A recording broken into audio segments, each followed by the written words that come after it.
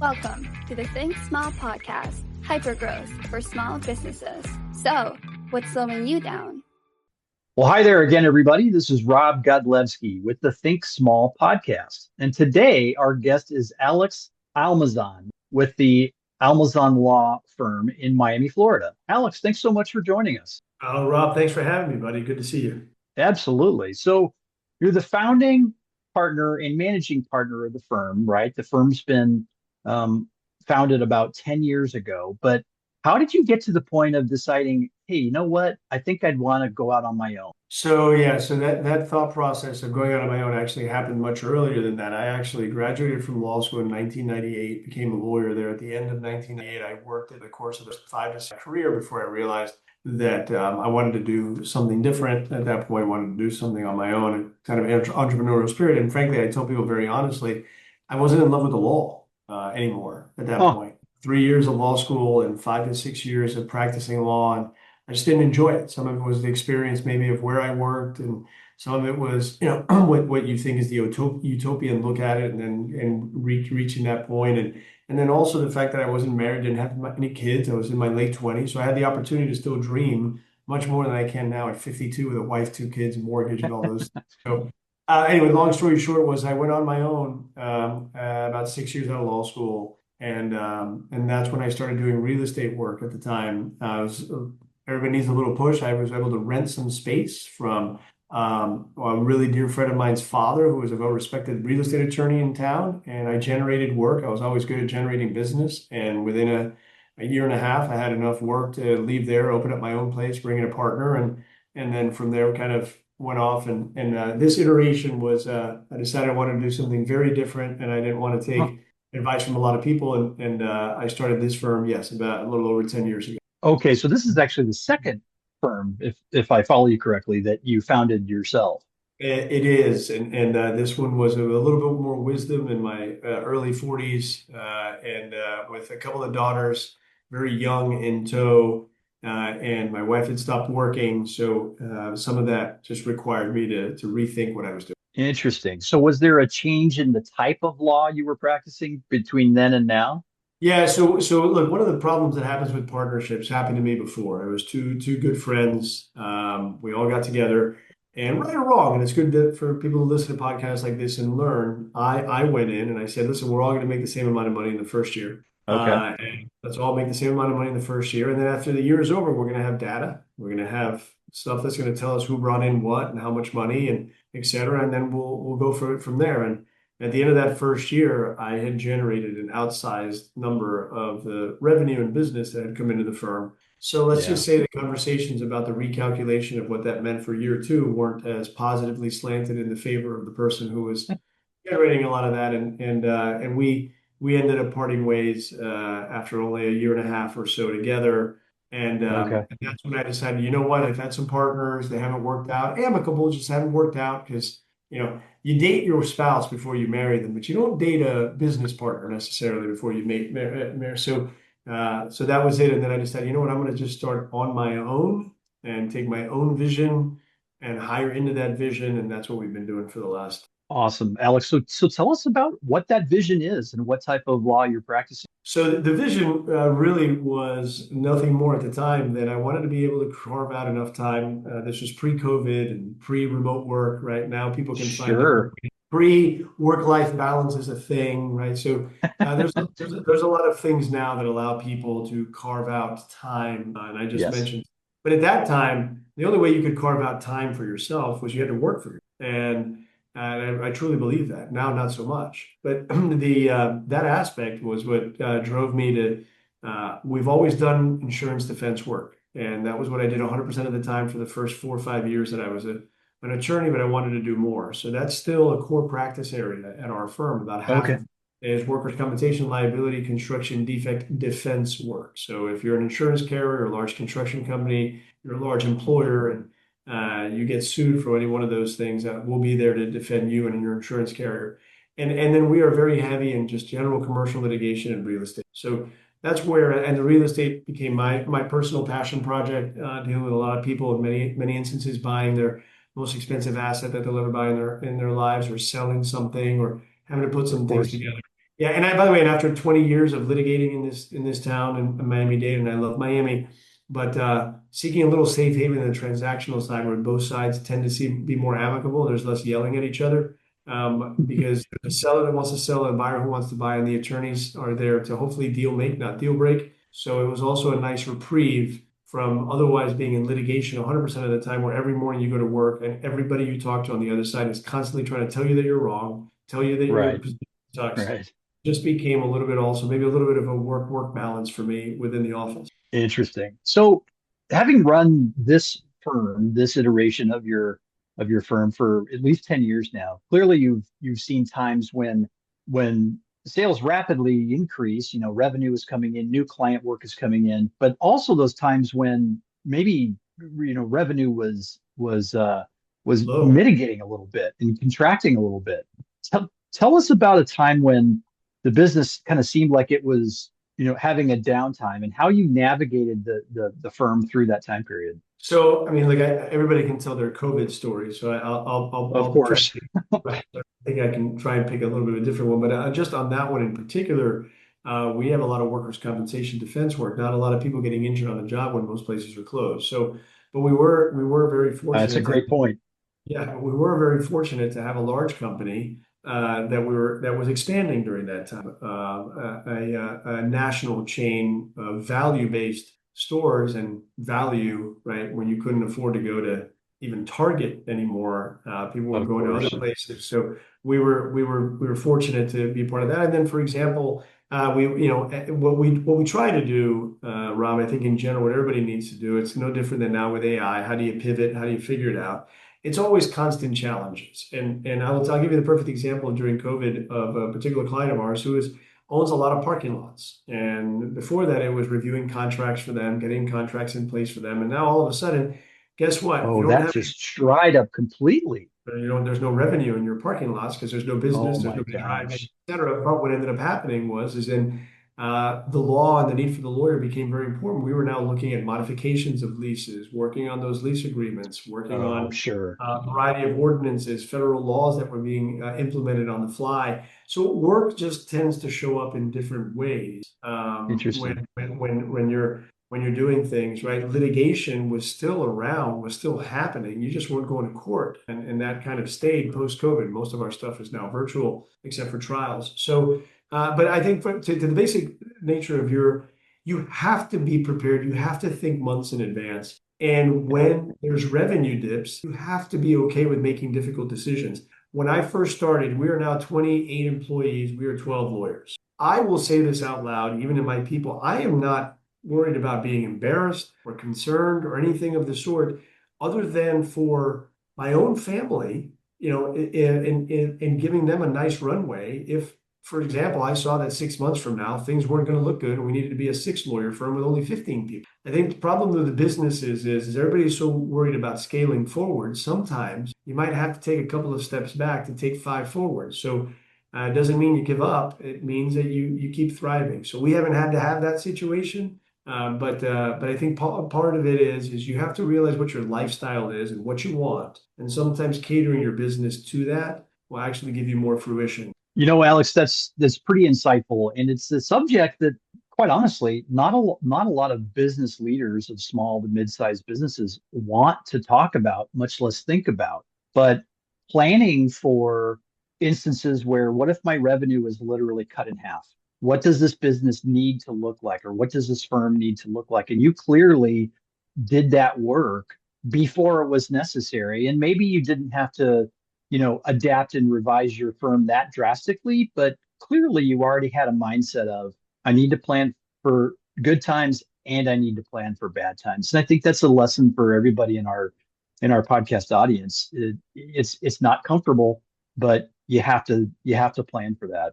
Yeah, you really do, Rob. And I think one of the things, and I didn't learn, I tell people when I first went on my own, I had a photo in my office of a 62-foot yacht that was a yacht that somebody that I really wanted to have. And looking back on that younger version of me, I'm like, what a materialistic obsession that was. It was Yeah. shortly thereafter replaced by pictures of my children, and I give that kind of perspective because I think everybody in life has to go through some level of shift where you realize what's important, and when you realize what's Right. important and you navigate your business around that. For example, are you somebody that everybody wants to make $10 million a year? Nobody's going to tell you they don't want, but what do you need to truly make? And what do you need to sustain to first and foremost take care of yourself and your family? And that number might be, let's say, $1 million, right? It might be 2 million if you want to send your kids to private schools and private colleges.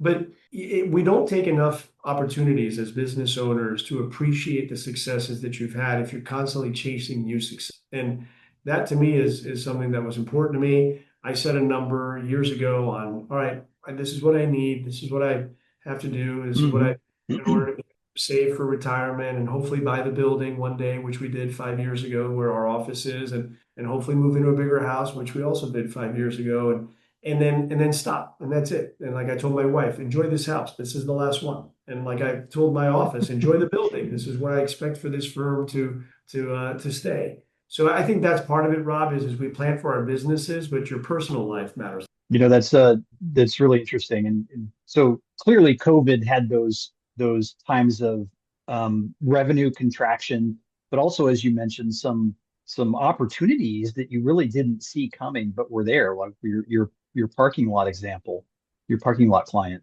But now let's talk about those times when, oh my gosh, revenue is really ramping up, right? You're a 28 employee firm. Um, Hopefully that time is right now, Alex. But but talk to us about that period of rapid revenue expansion, because all business leaders know, the amount of problems and challenges that show up during rapid growth. Number one, you certainly don't expect them, and you don't plan for them, but here they come. So talk to us about how you navigated the firm through that. So I'll just tell you the last. It's basically what you're asking about would be the last 18 months or so in my That's firm. So great. I can give you some really real world examples. First and foremost, the first 6 to 8 months of last year were absolutely horrible, and looking back on them, necessary. I can't tell you how many sleepless nights, how many days I was working 17, 18 hours again. We had to make a decision around that time on what the future of the firm was going to look like in the age of Mhm. legal technology, artificial intelligence, and what I consider to be the most transformational invention since electricity. Even more so than the internet, although somebody might tell me, well, it wouldn't exist without the internet. Well, yes, that's true. And the internet wouldn't exist without electricity. So we can play that game all day long. But Sure. artificial intelligence really changed the game for me personally. And what that meant about a year and a half ago or so was we had to change the vision.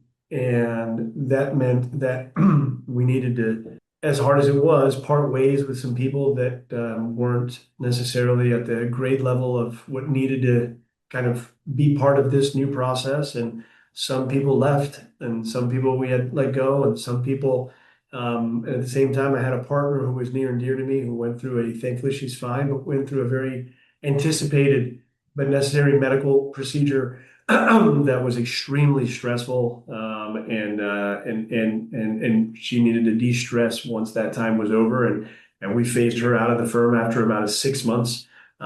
Sadly, because I wish she was still here, as she had to go and take care of herself and her family.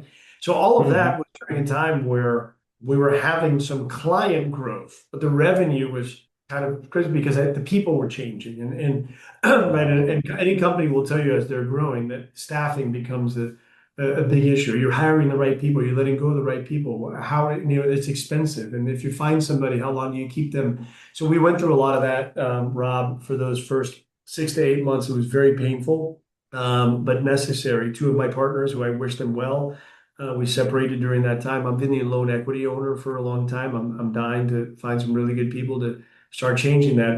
But on the other end of that, in the last 8 months, we just finished the best quarter in the history of the firm. And April, about halfway through here, we already see it as what's probably going to be the best revenue month the firm has ever had.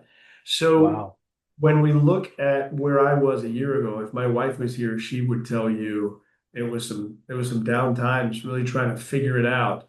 And where we are now, I sometimes when we talk about perspective, Yeah, that was a down 6 to 8 months, but we had no choice but to plow through and figure things out and work through things. I was taking very long walks 5 days a week just to be able to have time alone. And you know what, Rob? Now I do those still 5 days a week and carved out Hmm. alone. So those are those benefits, I think, too. When you're in the middle of everything, you got to realize you got to take time for yourself. And as business owners, people don't typically do that. That's really interesting. So coming at you from a lot of different angles, that period of rapid growth was also one of the most challenging periods of the firm. Oh, Um, yeah. clearly you mentioned AI, and it seems to me, Alex, that you addressed that AI train pretty early on. Uh, Most of the businesses I deal with and I talk to, and most of the CEOs I talk to on this podcast, it seems like the end of the 2025, maybe Q4 of 25 and Q1 of 26 was that really okay. Now we got to really start thinking about what does our business look like with AI. It sounds like you did this a year earlier. So how is AI, how is the implementation of AI in your firm changed the firm and changed your approach to, um, I guess, Yeah. employee onboarding? So so I'll tell you this. Let me start with this, Rob. I think when you're the managing partner or CEO of a law firm, it's very different than other businesses because of the reality that you cannot integrate it in overnight. It has to be cautious. So the fact that I realized it a year ago, I would tell you, even if somebody realized it today, it would take them a long time to catch up because you can't just take AI and what we do and throw it into your company, throw it into your Right. law firm, be specific as to AI on broken workflows gives you broken output. So the reality of why it takes a long time, why somebody starting today, my advice would be don't rush. Like realize it wasn't built in a day, is because you have to start by looking at what you're doing existingly and realize that all of that needs to be done differently. Like it all needs to be done differently. It's not that you need less people necessarily. It's not that, but you need some people to do things very differently, very new skills, right? So there is a book called Reshuffle that I recommend everybody who's thinking about AI or runs a business to read up on it. And that author has some really insightful things online. And but one of the things that I'll just share with you that is, kind of talks about the difference between skills and tasks, and the reality of how we all have to evolve a little bit. So for me, it was law is going to have AI, but at the same time, there's not going to be a world where there's no lawyers. They're just going to be practicing different. And that to me was really important. I think this is the most revolutionary time in the history of the practice of law. And that's how I look at it. That's how I view it. I'm a futurist with respect to that. But I will end with this on this point is you can't lose sight of the present manner of doing things to service your clients while you're figuring out the future way of serving your clients, or you'll lose your present clients to people who are never going to do it differently, and then they'll just lose those clients later on to people who are the futurist ones. So that part has been very difficult, is selling the future, talking about the future, while making sure that the firm understands that we have a lot of clients who aren't willing to take AI, or if they are just expected to be an enormous reduction in attorney's fee. And that's I can certainly see that on your side. Yeah. right. And that's the thing. So you have to wait sometimes for the clients themselves to get educated or help educate. And I've turned to them and I said, well, hold on, if we're going to do an AI pilot together, no, you don't immediately get me to promise you a return on your investment that guarantees a 10 or 15% reduction in attorney's fees over a 6 month life cycle of our pilot. That would be crazy. I have to pay for upskilling, training, cybersecurity, new insurance policies, the cost of the LLMs, the tokens, the training, the outside consultants, and you also want me to promise you that our legal fees are going to be reduced at the end of it? Why don't I just shut down and go live with my parents? So a lot of this is that a lot of it is that you also have to educate the client, speak with the client, and partner with them, and Yeah. so that's important. It, you know, uh, uh, just about every CEO or business leader that I speak with on this podcast is dealing with the same thing. And you kind of touched upon it, Alex, and that is you weren't necessarily looking at AI um, as a solution for fewer employees. And generally speaking, that's a similar mindset as most of our CEOs on this podcast. a couple quotes that I've learned through my podcast guests are AI is not going to replace your people. People who know AI are going to replace your people. And I think that's the very salient point. And the other thing was a business whose job it is to implement AI into their clients' businesses. He actually said to me, AI gives me the opportunity to spend more face to face and one on one time with my clients and customers. He literally said, AI gives me the chance to be more human. Rob, Wow. I'm going to tell you, I say it is the number one. I used to say many years ago because of what the next generation. So I'm right in that middle sphere now, right? A 50-year-old guy, been doing this for 25 years. So I'm right in the middle. I'm probably somebody who will work until the day I die in some format. So, and I enjoy it. But I will share this with you.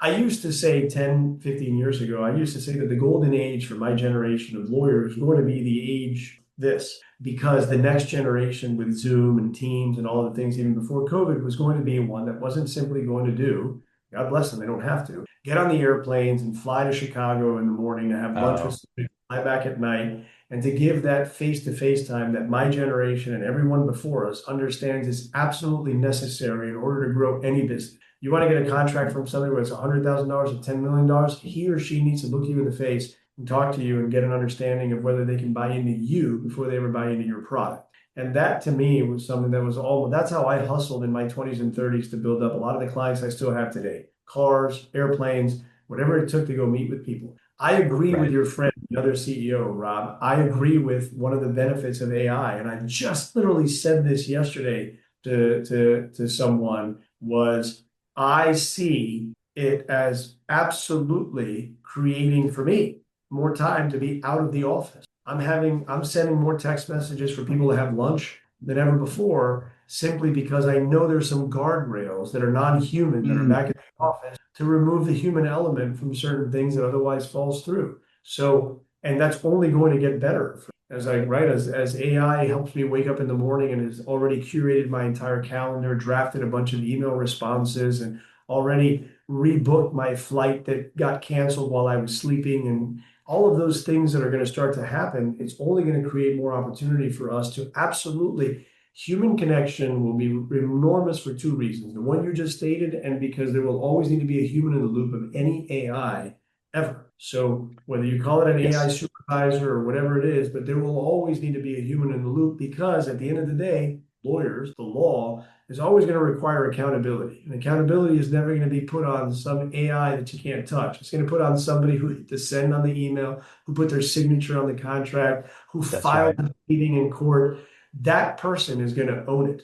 And what I think one of the things will happen is maybe I don't charge $700 an hour like I do on my commercial litigation cases. Maybe I'm in a situation where I'm charging $2,000 an hour because I only had to do 1 or 2 hours worth of work, but the value was that I put my signature and thus my risk, my malpractice policy on a document that otherwise only got done in an hour or two. You're going to pay me less than you did before, but you're going to get speed and efficiency. You're going to get something that took 3 weeks to turn out. You're going to get it back the same day, and that has a value. And I think one of the things that will happen is you'll see people like me.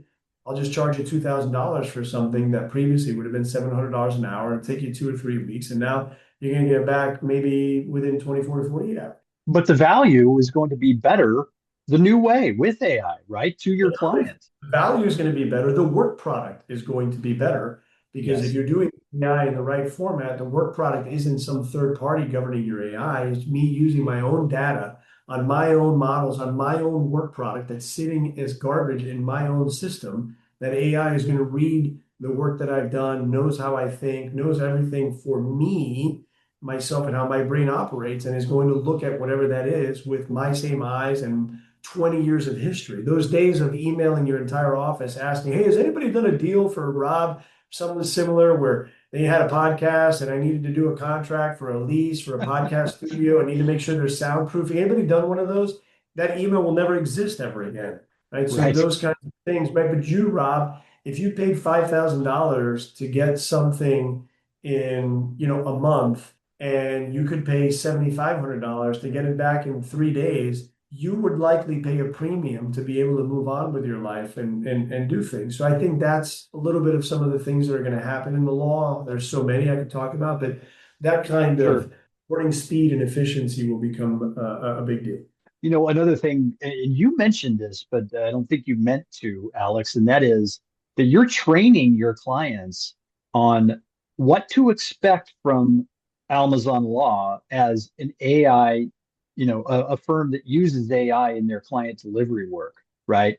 And they have very different expectations. They want cheaper, they want quicker. You just mentioned that. I'm dealing with a lot of CEOs right now that are expecting that kind of magic light switch to happen too. And you explained it very eloquently, Alex, and that it's just not the way it's happening right now. It's a flywheel. It's not a light switch. And although it's a very different way of doing business, but it has to be validated. It has to be verified. AI has to be questioned and prompted is the new fancy term of the day. To make sure that the output is factually correct and legally sound, especially in your world. But you know, training the receivers of AI is also kind of a big job for both of us. I'm sure you'd agree. It is. It's a big deal. I mean, the receivers. I literally had a client of mine who I love said, and we're trying to do a pilot with them, and they literally sent me a text message not that long ago. That's as we're trying to finalize it, and said, we need a promised ROI here. You need to promise us a reduction in fees. Isn't a reduction in legal fees the whole point of AI? That was the sentence. And Wow.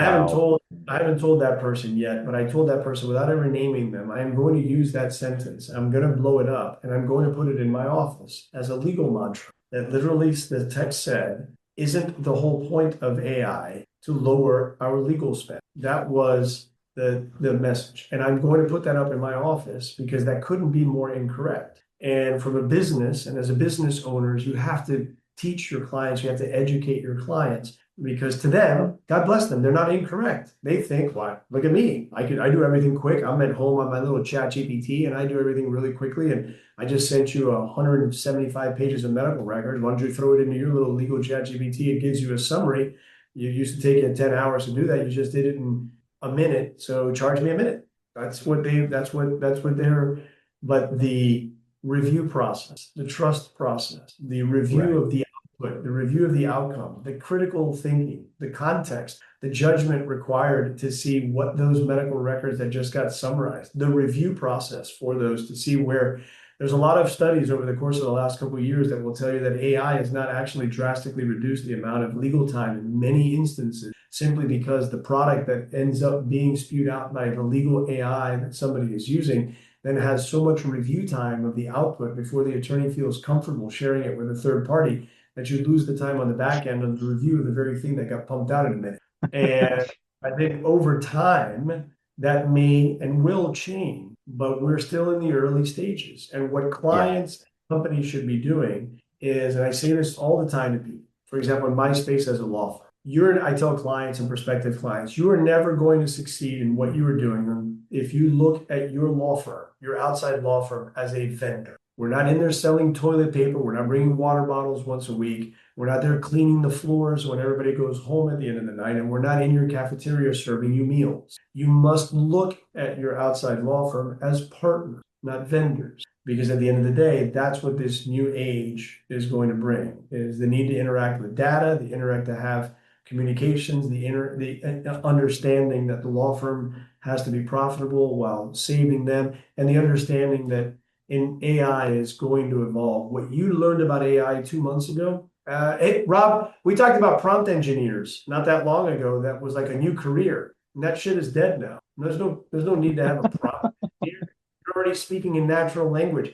And by the time we get into 2027 and we have full-blown agentic AI everywhere, and everybody's got little Right. agents around for them, you're not going to need the next one. So it's just an evolving matter. And I don't want to spend the whole time on it Right. necessarily, but I would tell you it's impacting all your CEOs, it's impacting all the small businesses, it's impacting all the large businesses, and we all need to be. But the one positive output that I'm getting, or theme, if you will, that I'm getting from the CEOs I talk with every week are there's a very positive outlook on the ultimate kind of end game on the implementation of AI tools in our various businesses. I think there's a theme of um, actually increased employment rather than a reduction in force across all landscapes of business, whether you're a law firm like yourself or a professional services firm, which is, who I work for, or a manufacturing entity or a residential services provider.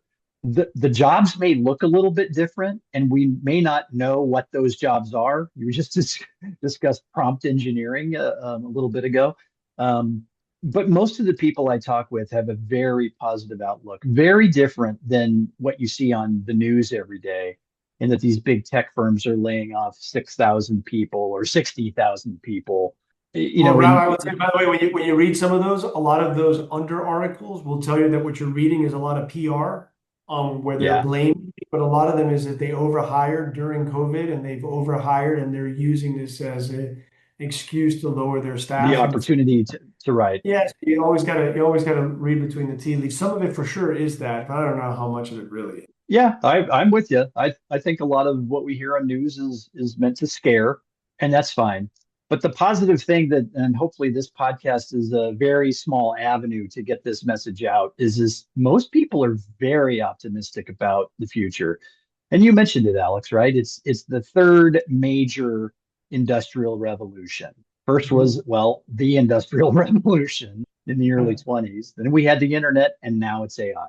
And and every time net employment went up considerably. And I think that's just something we all should kind of keep in mind. Yeah, I mean, But in, an example I heard recently was the anesthesiologist. The anesthesiologist is very oh, much anytime you go into something, right? And the anesthesiologist, what they're doing is they're jumping from one machine to the next. They're just making sure that each machine is taking care of the individual patient, is working correctly. They're a human in the loop that is extremely necessary to something that otherwise is machine driven in what they do. So very true. there are countless examples of innovations over time that did not quash. This one just feels different because it seems like it's attacking our children. It seems Mm, like, and that's how I look at it too. I feel like it's attacking our children in that it's removing early stage critical thinking. It's causing a lot of recluse nature for the younger folks, right? You can now sit in the room and your fake friend, my daughter, who's now 16, had a fake friend that was a little dolphin when she was little, and the dolphin didn't exist. It's really cute when she was 2, 3, 4 years old. Would have been a little weird when she was 14. But now at 14 and 15, you can sit in the room and have your AI on your phone and not have to have real friends. And that kind of stuff and what it does, all of those things. My daughter is about to go off to college. What's the job right. market going to look like for her when she gets out in 4.5 years or so? So there's some real concerns, Rob, but that's the nature of life. That's right. So, Alex, tell me about what's in the future for Almazan Law, right? What does the next 3 to 5 years look like for your firm?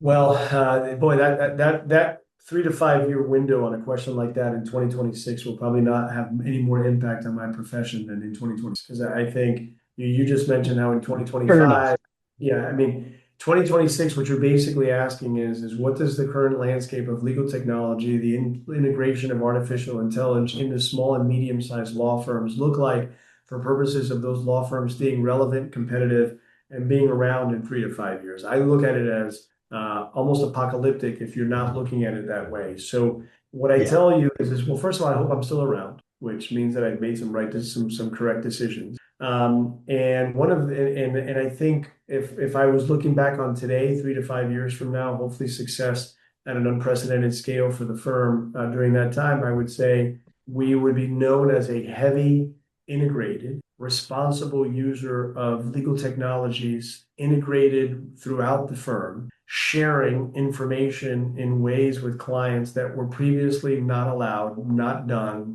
were taboo, and that the firm has a grasp on every aspect of the new era of the practice of law, and that we are not afraid to hire young lawyers right out of law school. Quite the opposite, that we are a firm who is going to be looking at getting younger, not by what you hear a lot about in AI, right? Which is, so what are the young people going to do? I just mentioned a little bit of that. I think young lawyers are going to become critical components of the system, not people who are going to be obliterated out of their employment. I think that if they're the ones that are going to be learning in law school, how does AI affect their research? How do they do things? And when they come out, they'll be teaching the older generations how to do things at an earlier age than we did. So for me, 3 to 5 years from now, I think we're hopefully 2 to 3x on our revenue model. I'm not necessarily going to headcount by people anymore because I do think that while I don't plan on letting go any path, I think AI will prevent us from hiring less people or different kinds of jobs. And then maybe we've expanded beyond our current 3 offices in Palm Beach, Tampa, and Miami. Maybe we've expanded outside of Florida. We are currently in the midst of the most important hire the firm has had in over a decade for a chief operating officer. We had over 230 resumes land in the last 45 days, and we're down to the last single digit amount of people for second interviews. So I think that was part of it. I needed somebody to come in to be able to take the next step and help us scale and help us run operations. I am not an operations guy. And you asked earlier about what happens when a firm grows. You see its stress points. When we went from about 13, 14 people to 26 people within a year and a half, I am not perfect. Our culture had suffered at some moments. Our HR layer realized we didn't really have one. Our performance reviews needed to be evaluated. We got to some growing pains, and so I think 3 to 5 years from now, Rob, I think we're successful. We're fully integrated into AI, and we got younger. Awesome. That's a heck of a set of goals and aspirations, Alex. So what would be preventing you from achieving those goals, or what would be holding you back? Missteps and money, right? I mean, because all those things require investment. So, you hear about managed service organizations, MSOs, that are being set up across the country. Arizona, the only state that's currently allows for non-lawyer ownership of legal entities. And you see some of these, some things regarding private equity at large firms and some of that stuff. And if the largest firms on the planet are actually talking about private equity money, what do you think the small and medium-sized firms are looking at? Is where's that money going to come from? And all the things that we're talking about scale, expansion, tokens, legal technology, training, having to hire chief technology officers when you're only maybe a 10 or 15 or 20 or 30 lawyer firm, as opposed to needing to have 100 before you went that route. I think the biggest roadblocks will be, the number one roadblock is definitely money. Is where are law firms going to find the money in order to do these very things? And then number two is adoption. Because if you're a bigger firm, I'm 12 lawyers. I'm right at the cusp. Maybe you get to 20. I'm right at the cusp around 12 lawyers where I can make some innovative changes and get buy-in from my team. But if you have 20, 25, or 30 lawyers, it only takes 2, 3, or 4 of them to be like, I'm not doing that. And maybe they control 20 to 30% of the incoming revenue. And all of a sudden, whatever they don't want isn't happening. So for us, I have to make those decisions now as say a 10 to 15 lawyer firm, which is in that sweet spot where I can still put a vision together. I'm still the largest generator of business for the firm, and put us in a situation to succeed when hopefully I'm not there all the time and I'm no longer the biggest generator, but there are other people who have taken the mantle. Interesting. Well, Alex, I can't thank you enough for your time today on the Think Small podcast. It's been really informational and educational. Thank you for your comments about AI and what the future holds, especially for professional services firms and law firms, in your case. This is Alex Almazan with the Almazan Law Firm. He's the managing partner and founder. Alex, thank you so much for your time today on the Think Small podcast. Buddy, thank you, Robert. I appreciate so much people like you that do these things to try and get the word out and help other people with their own businesses. So a big thank you for what you do. I hope you continue to do it for a long time. Oh, Alex, thanks for the kind words. Welcome to the Think Small podcast, hypergrowth for small businesses. So, what's slowing you down?